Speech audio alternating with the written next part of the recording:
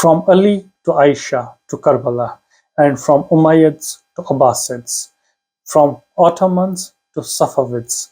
The Shia-Sunni divide still shapes our world. And to discuss about this divide, I have with me author John McHugo to talk about his book Sunnis and Shias, published by Speaking Tiger. Let's dive in and listen to John. Hugo, it's a pleasure talking to you, and let me welcome you first to my show. Just for my basic understanding and for the understanding of the South Asian viewers, can you explain the basic rift that was actually between Aisha and Ali in the early days of Islam? Well, that is a very interesting question because it goes back to within the lifetime of the Prophet Muhammad. We do know from the historical sources like Tabari, okay, they were written down maybe 200 years later, but they were based on a transmission of what people had said, people who had known the Prophet and his companions well, that Aisha and Ali did not get on at all. And there is a very interesting story in the historical sources. Once the Prophet was leading a caravan in the desert, and the caravan set off without Aisha realizing it had left. Now, she traveled in a covered litter on the back of a camel, so people could not see that she wasn't there. And so what she did was she waited in the desert, and eventually a young man came along on a horse, gave her his horse to ride, and led her in the footsteps because they could see where the caravan had gone. And when they arrived at the caravan site that evening with Aisha on the back of this man's horse and him leading it, of course, as was inevitable, as we say, tongues began to wag. And people wondered, was there something that had happened that shouldn't have happened? And it was a very difficult thing for the Prophet. And so what he did was he asked Ali, and Ali said, well, ask her maidservant, she'll be able to tell you the truth. But in any case, there are many other women. So if it's a problem, he suggested the Prophet should divorce her. Now, the Prophet was satisfied of Aisha's innocence, and he proclaimed this. But Aisha, quite understandably, given what Ali had said, was very upset with him. And the two, after that, did not get on well. And when the Prophet was dying, and his illness came on him very suddenly, there are different accounts as to how he died. Some accounts say that he was held by Aisha, he died in her arms. Other accounts say he died in the arms of Ali. Now, it's difficult, for historians to say which of these is true, virtually impossible. But the important point is that there were two different narratives. And you can see from these different narratives how there was a division in the community. Some people were backing Aisha, some people were backing Ali. And you can almost see the genesis here of the dispute between Sunnis and Shias. Because Aisha, after all, was not just the Prophet's wife, she was the daughter of Abu Bakr. And Abu Bakr became the first caliph, the first successor of the Prophet. And it was only after Abu Bakr's death, and then after the death of his next two successors, Omar and Uthman, that Ali became caliph. But it seems that Ali always thought he should become the successor of the Prophet. So there you have it in history. Already you have a dispute. You have even if it wasn't a dispute, because Ali, it seems quite clear from the sources that he said, okay, I am the rightful successor to the Prophet, but I'm not going to cause any trouble because I value the unity and peace and harmony in the community. But nevertheless, he felt that what had happened was wrong. And really, in that, I think, you can see the origins of what became, many years later, the dispute between Sunnis and Shias. John, importantly, the tenure, the reign of third caliph, Caliph Uthman, is described actually one of the terrible eras of early Islamic period. Can you briefly explain to us about his tenure and about his reign, about the allegations on the third caliph that he prompted his own family members, rather the clan, his own tribe? So, how did actually politics, what sort of a politics the early Islamic period witnessed during third caliph Uthman's time? I think we have to put Uthman in context. The first two caliphs, Abu Bakr and Omar, had been very, very close to the Prophet. Abu Bakr had been the first adult male convert to Islam. Omar wasn't quite so early, but they were both very close to the Prophet indeed. There was Abu Bakr was proclaimed caliph. Omar backed him. When Abu Bakr died 2 years later, he appointed Omar as his successor. The problem was when Omar died, and we're now, I think, about 12 years after the death of the Prophet, the question was who should take over? And a little consultation took place, as a shura, the Quranic word for consultation, as to who the successor should be. And it was a little committee of 6 people, one of whom was Ali, so he was there. Uthman was another, and Uthman had been a great supporter of the Prophet as well. There is no doubting his piety. It was Uthman, after all, who would edit the text of the Quran to make sure it didn't become confused what was in the Quran and what wasn't. He had also married 2 of the Prophet's daughters, and that, of course, was a very great honor. Now, there'd also been a great political change, because by now the great Arab conquests were well underway, and suddenly the treasury in Medina, which was the capital, was being flooded with booty from the conquered territories. Whoever was the caliph would now be very rich, and the caliph used the money for the good of the community. But Uthman had been a wealthy man before he became a Muslim. But his difficulty was, how should he retain control of what was becoming a rapidly expanding empire? It was a bit, it's a bit of a difficult thing. You can almost think of it as a bit like the Big Bang that created the universe. You had this empire going out in all sorts of directions. And it was a very difficult thing for the caliph to know how to control it. So he did what most people would have done in those circumstances. He appointed people he could rely on.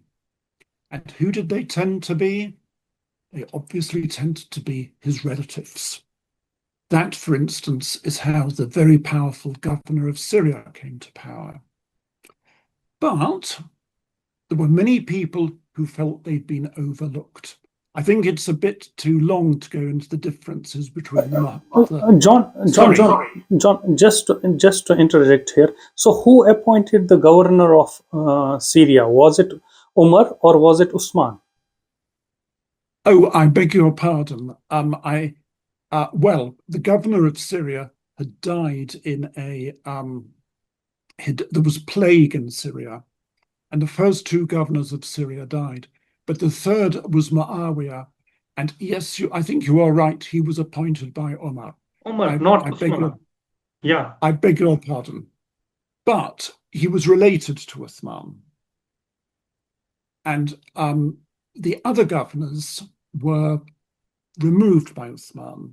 And he started putting in place his own appointees, who tended to be relatives or people who were close to him personally. Now, I don't think I've got time to go into the different splits within the community at the time. You had the Quraysh tribe, which was becoming very dominant. That was the Prophet's tribe, after all. And everyone I think we've so far mentioned in this conversation came from Quraysh. But there were many devout Muslims who did not, and they often felt excluded. And Uthman turned out to be very bad at dealing with disputes, at dealing with people who were discontented, even if they had a right to be discontented. What he tended to do was rely on his own authority. I am the caliph. I am the caliph, who has that is the successor of the Prophet. You must do what I say. And this didn't work. And one day there was a scene in Medina, a tragic episode, because it's what brought bloodshed into the history of Islam. The caliph's palace was stormed, and the caliph was killed. And one of the people involved in it was actually a son of Abu Bakr, Muhammad bin Abu Bakr, which shows you how we have a small group of people who were close to the Prophet, but they didn't necessarily get on well together. The strains of this rapidly growing empire made it much harder. And then you had the caliph being murdered. You had calls for justice for the caliph. And of course, they were led by Muawiyah, who was a kinsman of Uthman and was the very powerful governor of Syria. But when Uthman died, Ali thought, well, I was always meant to be the caliph. Now I am the caliph. And he was acclaimed in the mosque. But it was done very quickly, this acclamation of Ali. It was done without any debate. And very soon you had some of the people who had backed him retracting their allegiance. And before very long, you even had a rebellion in Iraq, which led to the so-called Battle of the Camel, a very famous battle in early Islam, when two other very close companions of the Prophet, Talha and Zubair, renounced their allegiance to Ali, and with the immense moral support of Aisha, went out to fight Ali. Ali won the battle. Talha and Zubair were killed. Aisha retired and basically spent the rest of her life mourning the Prophet and visiting his grave. And she retired from politics. But from that moment, you had a new caliph, Ali, and he was still not acknowledged by Muawiyah in Syria. And Muawiyah said, give us justice for the killers of Uthman. And it turned out that these killers were people who were very supportive of Ali, and he found this very difficult to do. So eventually you had a war between the two of them, a further scandal. It came to an end only when Ali was assassinated, not by someone acting on Muawiyah's behalf, I should say, but from a splinter group of former followers of his who'd become disillusioned, the people known to history as the Kharijis. They rose in rebellion against Ali.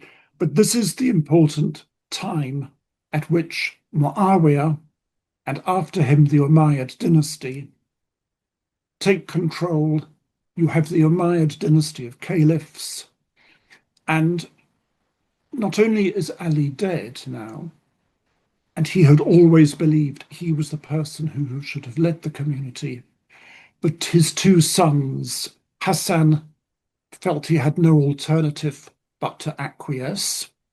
Maybe he was doing the same thing as his father, saying, for the good of the community, I will wait till Muawiyah dies. And Muawiyah promised that he would be the next leader. But it seems somebody poisoned Hassan. That may well have been Muawiyah. Then, of course, after the eventual death of Muawiyah, you have the whole tragic incident that led to Karbala, when Ali's other son, Hussein, set out and was massacred, was caught not far from the Euphrates River. And they were almost dying of thirst, and they were massacred by people sent by Muawiyah's son, Yazid. So there you have the grandson of the Prophet killed by the forces of the Umayyad Caliphate. And eventually, if you want to, I don't want to go on about too much time in this history, which is, after all, a very long while ago. But what happened, what it all came down to, people took one side or the other morally. And they thought either the Prophet's family was always meant to rule, the Prophet's family were very close to the Prophet had said how dear they were to him. Or there were other people who said, well, most of the companions of the Prophet rallied around Uthman, and then they rallied around Muawiyah after Ali's death, and we should trust the Ashab al-Nabi, the companions of the Prophet, also known as Salaf as-Salih, the righteous ancestors, who include their children and grandchildren.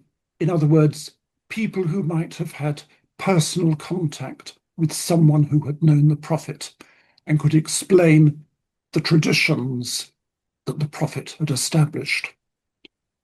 But the difficulty is, if you were a supporter of Ali and Hussein, and you think, well, most of these companions sided against Ali, then you didn't think they were the right people to transmit the legacy of the Prophet. And that's really what led to the dispute, which crystallized. It took a long while to crystallize. But let's also say that this was a dispute between two trends. The trends overlapped. It wasn't a black or white thing. Someone is a Sunni or someone is a Shi'i. It may have become that much later, but to begin with, it wasn't. I mean, I'll give you a very good example of that. When the Abbasid Caliphate came to being, the first person who was offered the Caliphate, and we're now talking about 750 AD, it wasn't a member of the Abbasid dynasty. It was Ja'far as-Sadiq, who was for the Shias, he is the sixth Imam. He is the direct descendant. He was the direct descendant of the Prophet through Ali and Fatima. And two of the four great Sunni law schools, Malik bin Anas and Abu Hanifa, were among his students. And they all respected each other. They all learnt from each other. So there you have a very early significant Shi'i figure who turned down the caliphate. He said, I don't want to rule. I want to study. I want to discern the word of God. But there you have people who are seen as archetypal figures in the history of the Sunnis on the one hand, Malik bin Anas and Abu Hanifa, and in Shiism on the other, Ja'far as-Sadiq, cooperating together. And there have been many such cases throughout history. John, I want to understand this one more point from you, as you also write in your book about the 12 imams of Shias and 4 imams of Muslims, Sunni Muslims, I mean to say. Shias claim that all the 12 were persecuted, first in the Umayyad period, then during the Abbasids. But after reading your book, it becomes clear that even 4 Sunni imams, Malik, Shafi, Hanbal, and the other one, they were also, they were also persecuted during the same period. So isn't the Shia claim that only their imams were persecuted wrong? I wouldn't put it quite like that. Incidentally, if I may correct you, you shouldn't see the founders of the Sunni Orthodox law schools, the Hanbalis, the Shafi'is, the Malikis, and the Hanafis. Although the word imam is used of them, they weren't imams in the sense that the Shia use So it can we of call them their jurists? 12 imams. Jurists, I think, is a more appropriate word in this context. First of all, the Shias have come to believe that all their 11 imams were deeply persecuted.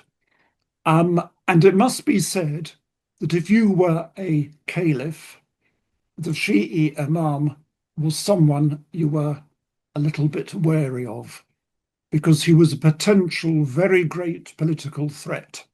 So what the Abbasids did was they sort of kept them in a golden gilded cage.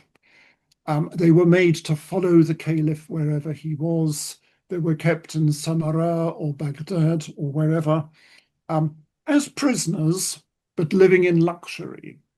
There was one attempt to combine the two dynasties, but nothing came of it in the end. So you can understand why the Shi'is say that all their imams were persecuted. Now, the difficulty is, Islam, of course, is a religion. It's about a pathway to God.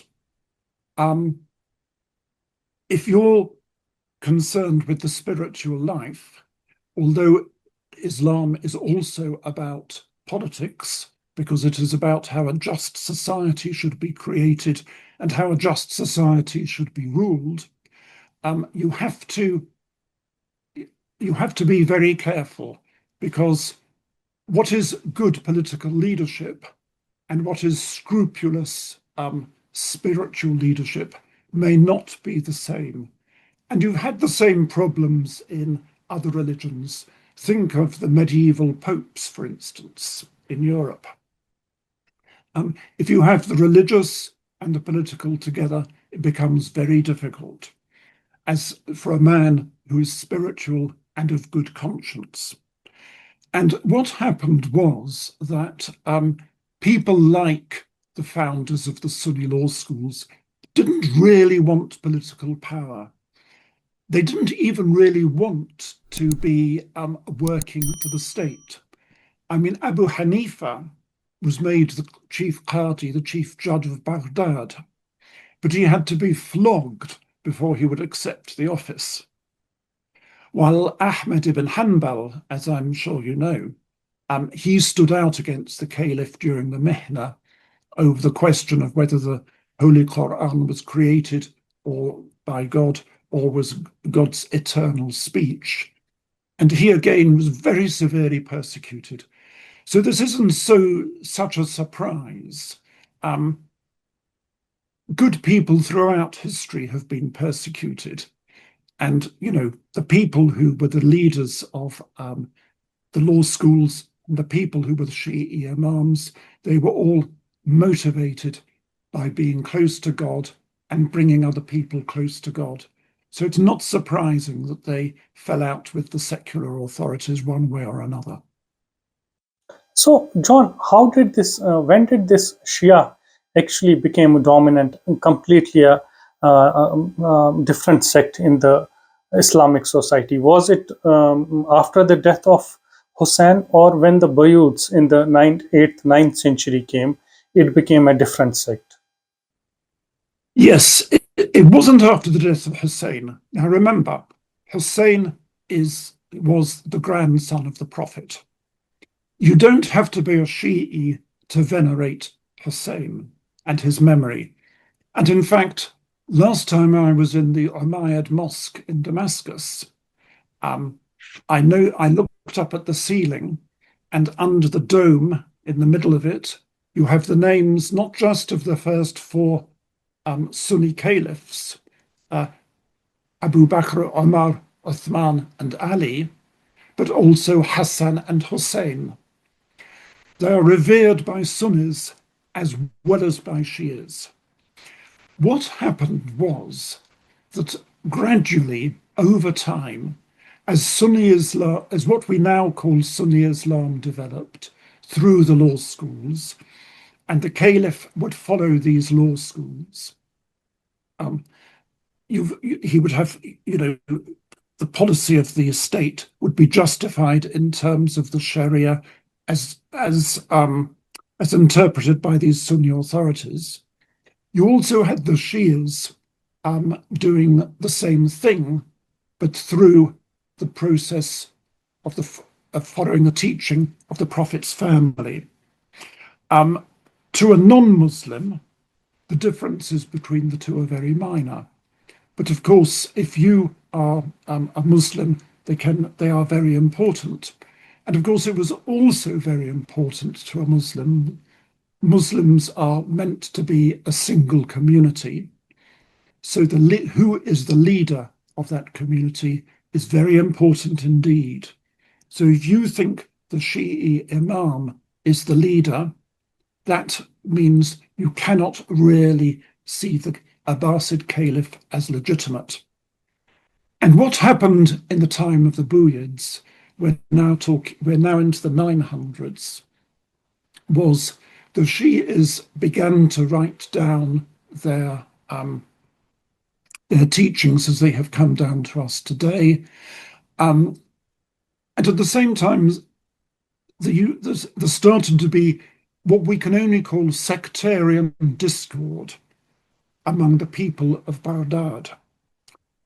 And so you had a suburb of Baghdad that might be dominated by, might be composed of people from one of the Orthodox law schools. It tended generally to be the Hanbalis, I think, who would call the Shia idolaters.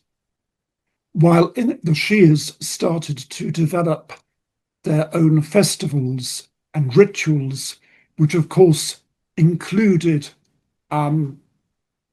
cursing important figures in Sunni Islam, like Abu Bakr, Omar, and Aisha. This practice known as sab, which is an Arabic word meaning, to curse, to say nasty things about. And of course, this you found the two groups were upsetting each other, and you had riots. And there was one caliph who tried to put them down by he'd capture the gang leader of some Shia and the gang leader of some Sunnis, tie them together on a piece of wood, and throw it into the river so that they both drowned together. But unfortunately, at this stage, and this shows you how politics and economics cannot be separated from our story, this was a time of great hardship. The caliph was politically and economically in decline. There was starvation in Baghdad. And so when people are hungry, when people have lost what they feel they are entitled to, lost their means of livelihood, they're more easy to turn against each other. And people will find an other, as they say, to blame for whatever has gone wrong. And that's really, I think, how the dispute, if we call it a dispute, the difference, perhaps I would prefer to say, between the Sunnis and Shias crystallized into separate sects. So, John, make me understand if my analysis is right. Can we say that Abbasid Caliphate, the entire Abbasid Caliphate, they were more inclined towards the Persians than towards the Arabs? I'm completely talking in lenses in terms of the culture, heritage, the education, philosophy, everything. I mean to say that everything. Where they actually, I think they were inspired more by the Persians than the Arabs. I wouldn't want to say more than the Arabs, but there was a very, very strong influence.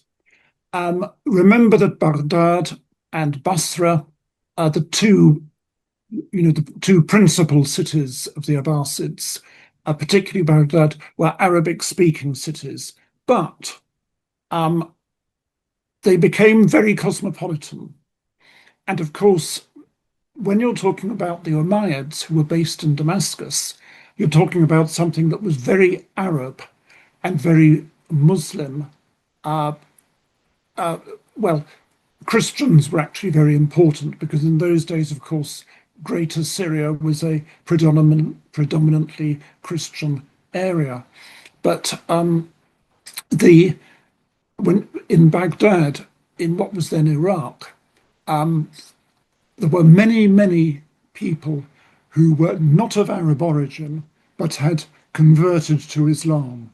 We're now talking about Baghdad was founded in 750, a nice round number if you want to remember the date. But that was, 756 to be precise. Second Abbasid Caliph. It depends when you say it was started or when it was completed, I think. It was completed in 758 and started in 756. Right. Okay. But the Abbasid Caliphate started in 750. 750, yes, they do. Yeah. Yes, Yeah. that's right. Yes, that's right. And many of the people who supported the Abbasids when they defeated the Umayyads were converts to Islam. A lot of them were Persians. So you are right. There's a very, very strong Persian influence. But I don't think you can say that the Abbasid caliphs were more Persian than they were Arab. They were very proud of their Arab heritage, but you can just see from some of the names of their viziers, the Barkamids, the famous Barkamids, who came to a sticky end and so on. The names are not Arab. And they were the Buddhists, which had come from this area, Central Asia.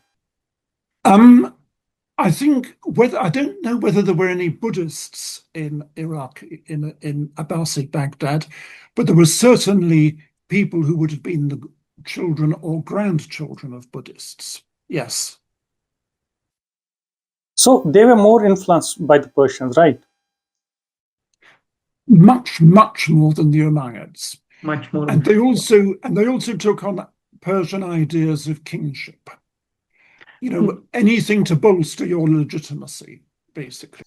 One of the intriguing things which I read about in your book is about the Persia itself, the Safavids, now to 10th and 11th century, when the Safavids came to power, how did they transform this cosmopolitan city into a complete Shiite state? Well, that is a very long story. We have another very easy date to remember, 1500, because that's really when the Safavids got going. Now, their origins are shrouded in mist. We do not know much about the history of the tribes of Central Asia. Very little is recorded. And of course, with historians in those days, everyone was always writing history from their own point of view. But what does seem to have happened is that Shah Ismail, who founded the Safavids, had devoted followers who saw him as a kind of god king. Now this is, this is not Muslim. In Islam, you do not have god kings. But the bureaucracy ruling, well, not the bureaucracy wasn't ruling, but the bureaucracy that was collecting all the taxes in Iran at that time was predominantly Sunni. And there is a theory, and it seems to me to be plausible, that Shah Ismail thought, right, I can't claim to be a god king, but my followers will want to be something more than just an ordinary Joe. So what I will be is, well, I can prove, we don't know how true it, I don't know how true it is, but he claimed descent from one of the Shi'i imams, and therefore descent from the Prophet, of course, very significant. And he said, I am a descendant of the Prophet. I'm a descendant of the, I think it was the seventh Imam. I am therefore a cut above other rulers. And of course, he could also say he was also a Muslim. And he could say to his followers, you will now follow me as the descendant of the Prophet and of the Imams. And he could turn to the people in Iran who collected his taxes and said, we're now all going to become 12 Shias and stop being Sunnis. And then he did a very remarkable thing that turned out to be successful. He didn't have many 12 Shi'i teachers in Iran, so he imported them. He imported them from the great Shi'i schools in Iraq, like Al-Hilla, from the shrine cities of Karbala and Najaf, where the shrines of Ali and Hussein are, and also, very importantly, from South Lebanon, where there's an area called Jebel Amil that had been a consistent little island of 12 Shiism, going back to a very early date. And he brought these teachers to Iran, and they instructed the people. And they began, of course, by instructing the ulama, the religious class, the existing teachers of Islam. And in England, we have an old folk song. I don't know if you've ever heard about it, called The Vicar of Bray. And when we had all our changes of religion between Catholics and Protestants and different sects of Protestants, the story of the Vicar of Bray is that he always went with the government of the day, and whatever they said was the true religion is what he followed. And there is no doubt that a lot of people in Iran would have done that have done it perfectly happily. People who didn't would sometimes be executed, sometimes by burning at the stake, something that, of course, was happening to religious dissidents in Europe at exactly the same time. And new schools were set up who taught the new teaching, if you like, which was that of 12 Shiism. And it took deep root, and that is shown by how, when the Safavids eventually fell and Sunni dynasties came along, they didn't revert to Sunnism. They basically converted to Shiism sooner or later. Was there the persecution by the Safavids? When they had to persecute, yes. They preferred not to. No one wants to persecute. But when it is expedient, they certainly did persecute, yes. John, make me understand one thing. Just lecture me on this. Iranians, the Persians, they are heavily influenced by the Maulana Rumi. And the irony of ironies is that Rumi is a Sunni. And how is a Shia state influenced by a Sunni? Well, if you remember, I said earlier on that we have really, in many ways, we should think of Sunnis and Shias as trends, not as absolute things, that are in diametrical opposition to each other.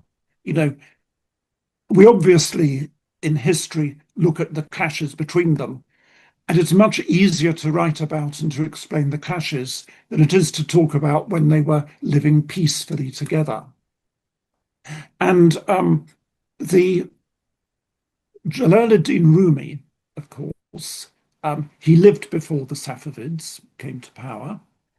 A lot of the other giants of Persian literature did as well. Hafiz, Omar Khayyam. You could list many more, and they were all Sunni, but they weren't Sunni in a, shall we say, in a sense that they were very anti-Shi'i. Rumi, of course, is a great mystic, and he sees a pathway to God for everyone, irrespective of your creed, irrespective of your sect. And it's important to know that in Iran today, they say that every house has a copy of the poems of Hafiz in it. He is the Iranian national poet. And these people were Sunnis more often than not. And they didn't have to be Sunnis. They weren't chosen because they were Sunnis.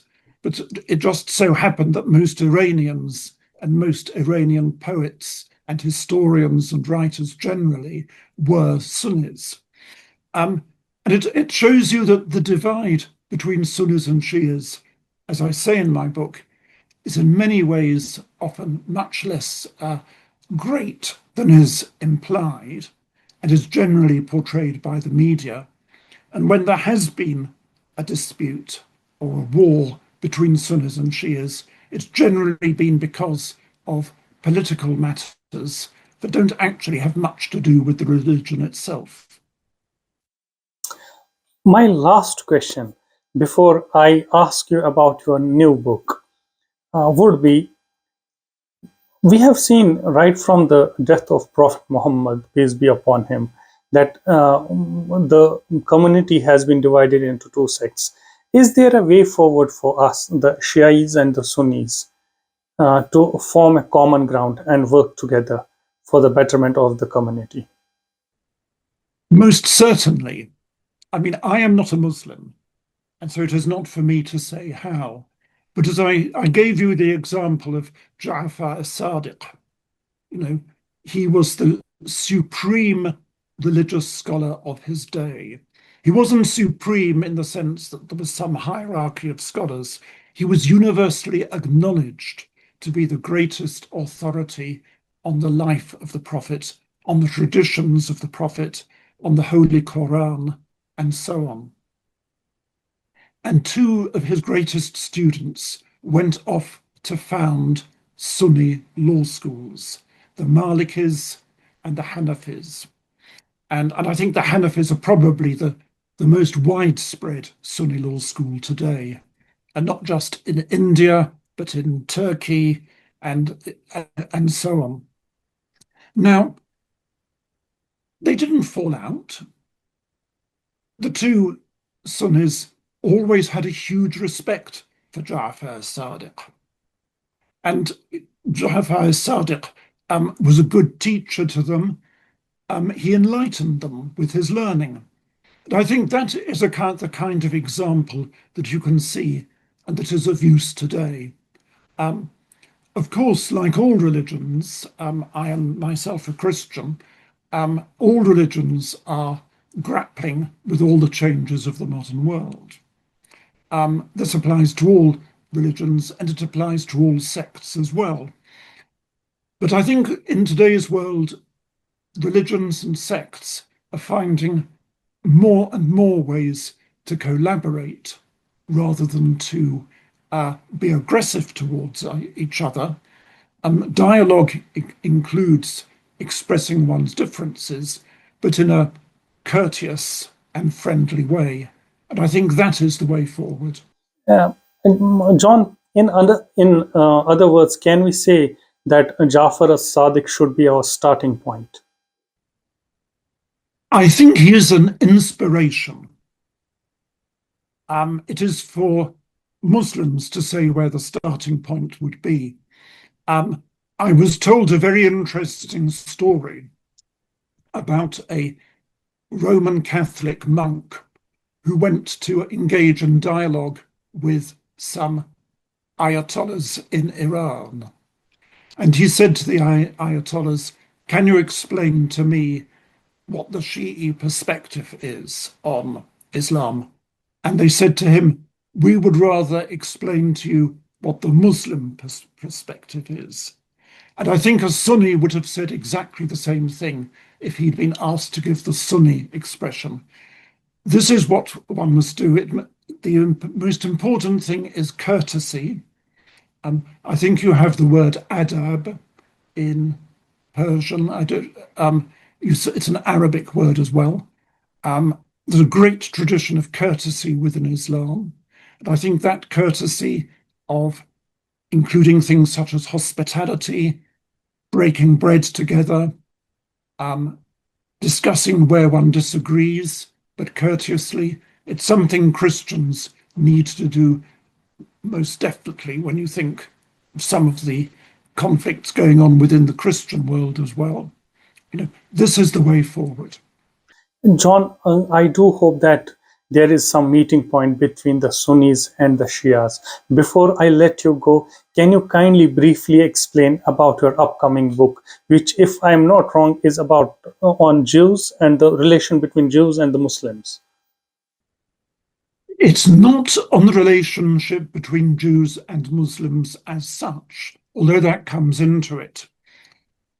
What I decided to do after writing my last book was to try and write a history of Zionism and Islamism in parallel.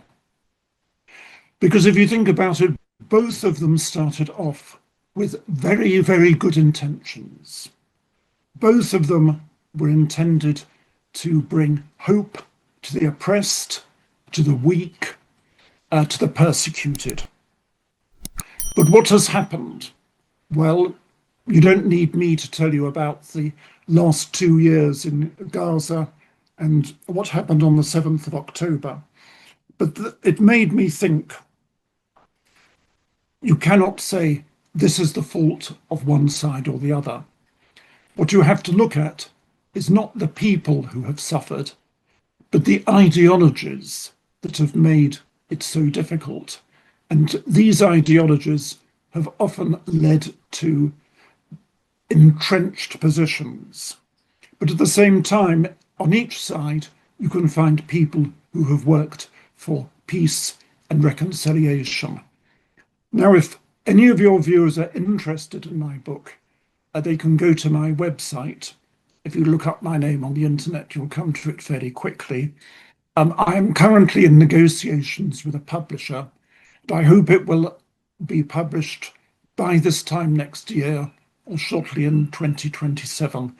It will probably be called something like Parallel Roads to Hell, Zionism, Islamism, and the 7th of October 2023. Something like that. I want to stress how good intentions, we have this saying, good intentions lead to hell. And I think two movements that started off with good intentions eventually did lead to hell. And John, we will be waiting for your book. Let's end this intriguing discussion on this very note, and let me hold your book once again so that it reaches maximum people. They read it, buy it, read it, and understand about what actually Islam and how this divide between the two sects came into being. Pleasure talking once again, John. Pleasure talking to you. And thank you very much for your time. Thank you. Thank you, Danish. I've greatly enjoyed this. Thank you. Please subscribe to our channel Reportage and press the bell icon to remain updated.